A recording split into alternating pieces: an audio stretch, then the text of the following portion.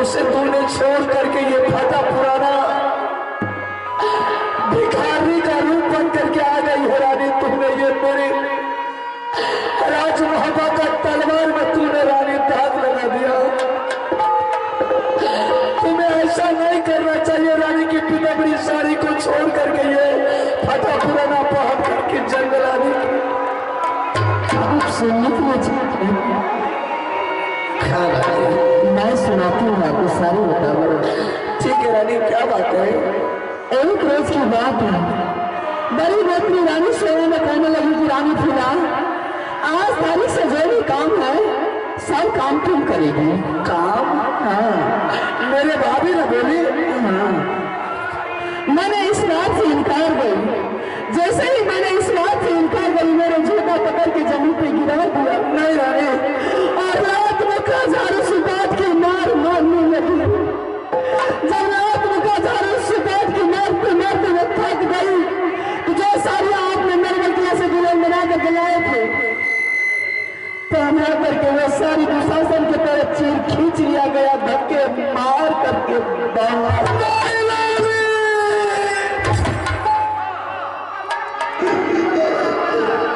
बेटी जब अपनी नजर में रहती है ना सोनू, बेटी को किसी तरह की तकलीफ और किसी तरह की दिक्कत होती है तो माँ और पिताजी मिल करके बांट लेते हैं, कहते हैं कि क्या बात है कि आज मेरी बेटी बहुत दुखी है। जब बेटी अपने ससुराल में रहती है तो एक सोमनाथ के अलावा संसार में कोई नहीं होता है। चाहे रानी सोना, चौराली सोना का तोला मैंने कैसे बना करके राज मोहब्बत लाया और राज मोहब्बत में मैंने मालूम की रानी बनाया। आज मेरे जीते ही जिंदगी में मेरे रानी को मार पीट करके घर से निकाल। आज अगर मैं रहता राज मोहब्बत में तो भाभी था तो क्या मैं उसे आज सर काट करके और दादी को दरबार में लटका देता।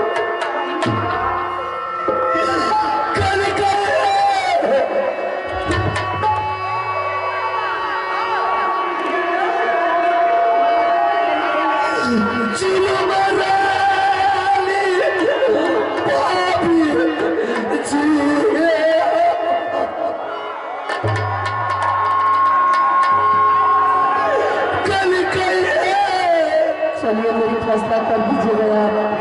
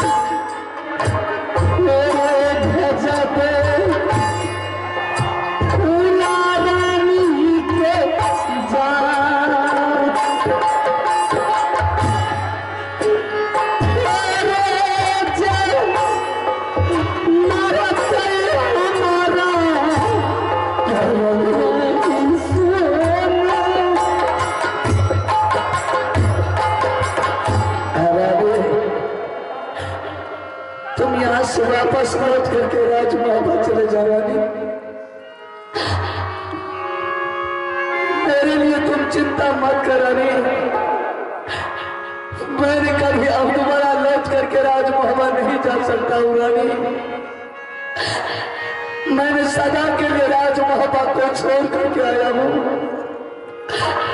कब मेरा प्राण छूट जाएगा रानी, उसका कोई ठिकाना नहीं है रानी। तुम मेरा मोह माया ममता को अपने आत्मा से निकाल दे रानी। दुश्मन बन करके तुम यहाँ से वापस लौट करके राजमहल। कहाँ चली जाऊंगी मैं? इस अवस्था में छोड़ करके मैं यहाँ पे चली जाऊंगी? ये नहीं हो सकता है रानी। कल आपने अच्छे थे, आपके बाजू में ताकत और कम्बल में नमनी तलवार थी। यहाँ तक कि आपको देखकर जब पंथ लोग मनुष्य कौन पूछता है, पक्षी भी डर जाती थी। आपके साथ में आपका प्यारा साथी था, दरबार में बैठते थे सभा लग जाते थे। आज आपके शरीर में कुष्ठ हो गया है, सब छोड़ करके चला गया है, तो क्या रानी भी बेचारी छोड़ करके चली जाएगी? कोई ग्रंथ पर कोई पुराण में नहीं लिखा है कि पति को कष्ट होने पर पत्नी छोड़ देगी। ठीक है रानी, मेरा कब प्राण छूट जाएगा उसका कोई ठिकाना नहीं है। अगर तुम मेरे भाभी के डर से राजमहल नहीं जा सकती है, तो मेरे बेटा का भी तुम अपनी आत्मा से भूल जाओ। चले जा रानी, तुम यहाँ से वापस लौट करके अपने नर्मल किला में जाकर के तुम अपने माँ और पिता भाई से बोलना रानी, जो राजा महाराजा 51 किला में छतरी हमसे भी भीड़ जोधा होगा रानी। तुम अपने माँ पिताजी से बोल देना रानी, जो सुंदर से सुंदर होगा रानी, दूसरे दुल्हा रानी, ताकि मुझे भी मर जाने के बाद अगर तूने दूसरा शादी कर लिया तो भगवान मुझे स्वर्ग देंगे रानी, नर्क नहीं देंगे। दूसरा शादी नहीं कर लूंगी।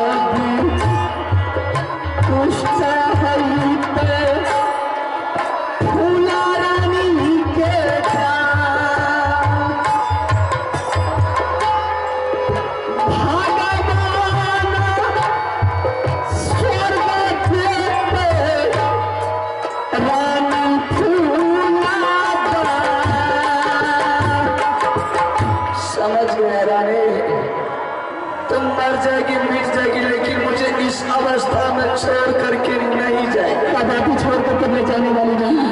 अगर तुम मुझे छोड़ करके नहीं जाएगी रानी, तुम भोजन मांगेगी तो कहां से भोजन देंगे, सुलह सिंगार मांगेगी तो देख। परमात्मा मुझे चलने के लिए पाँव नहीं रखा है, भोजन करने के लिए हाथ नहीं रखा है। कहां से तुम्हें भोजन देंगे, कहां से तुम्हें सुलह सिंगार ला करके देंगे। ना मैं आपसे भोजन मांगूंगी, ना पानी मांगूंगी, ना खाने के लिए कोई सामान मांगूंगी, ना कोई जेवरात मांगूंगी। चल ठीक है रानी, मुझे पानी के लिए आत्मा तरस रहा है रानी। अगर पानी नहीं मिलेगा रानी तो मेरा पानी के लिए प्राण छूट जाएगा रानी। चल रानी, मुझे कोई कहीं से पानी ला करके दे दे रानी। हाँ, अगर पानी पी लेंगे मेरे आत्मा को शांति मिलेगा रानी, नहीं तो पानी के लिए मेरा प्राण।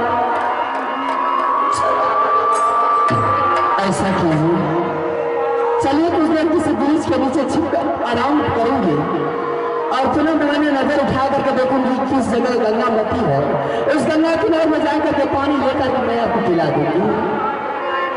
ठीक है। जिस गुरुदेव के पास मैंने बेटा को छोड़ी, बेटा पढ़ता है कॉन्वेंट में, बेटा का याद नहीं आता है तो मेरी कलेजा दो टुकड़ी हो जाती है, क्योंकि बहुत किसी मैं अपने बच्चे को देखी नहीं हूँ। कुछ देर आराम करने के बाद उसी गुरुदेव के पास चली जाऊंगी जिस गुरुदेव के पास बच्चे को मैंने देखी, और मैंने अपने आंचल को फैला दूंगी गुरुदेव के पास। गुरुदेव जितना दिन मेरा बेटा आपके चरणों में रहा, अब मुझे दे दीजिए, मुझे बेटा का आवश्यकता पड़ गया। उसी बेटा को लेकर के देख कर संसार में जीवन की दोनों प्राणी मिलकर।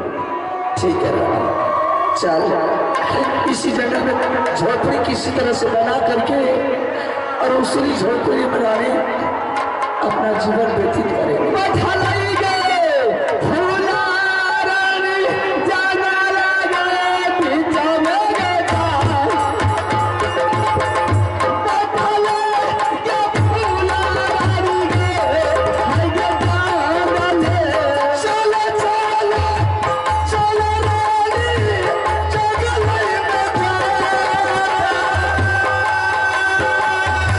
Come on!